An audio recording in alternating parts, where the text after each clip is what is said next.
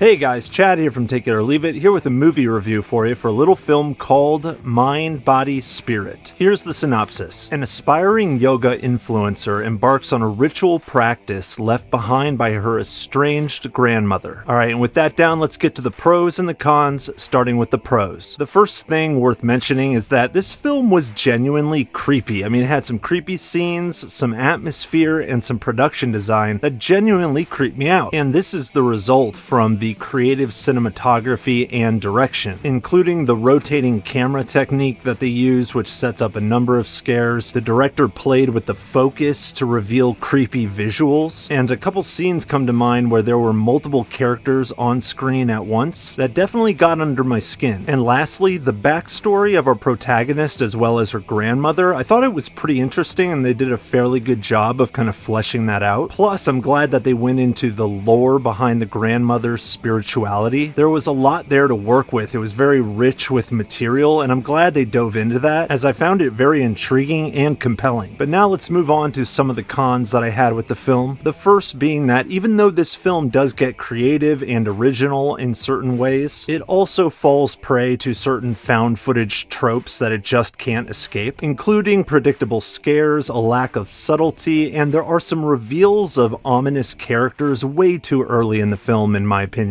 Also, sometimes the performances were a bit awkward and cringe. I think this is more of a direction issue than anything, but unfortunately I can't overlook it. For example, there's a scene involving the protagonist pulling a string out of her throat, and it felt kind of Three Stooges-esque, and I found myself laughing more than I found it scary, which is a total bummer because it could have totally been freaky. And lastly, the film doesn't utilize the YouTube and influencer features, so it gets confusing and has a lack of immersion, in my opinion. For example, there's no live chat, there's no comments shown, there's no views or subscribers, there's no channel homepage. I mean, is she even posting these videos? And if not, why are we seeing ads? It's just very confusing, especially because this is apparently a channel about communal self-discovery, and it seems like engaging with your base is a vital part of that process, but we don't see any of that. This film definitely has elements of Paranormal Activity,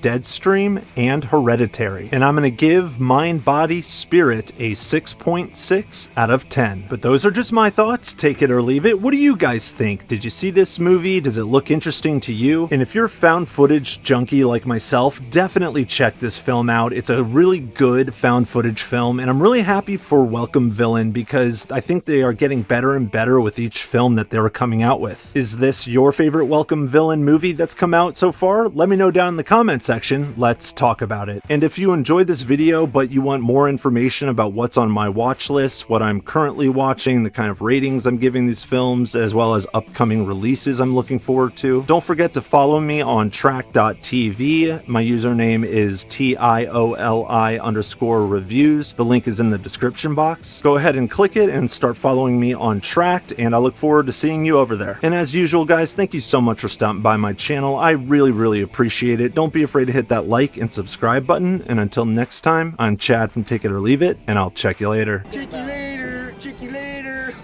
Hey man, get off my case. Oh man. Chicks don't want to hear that shit.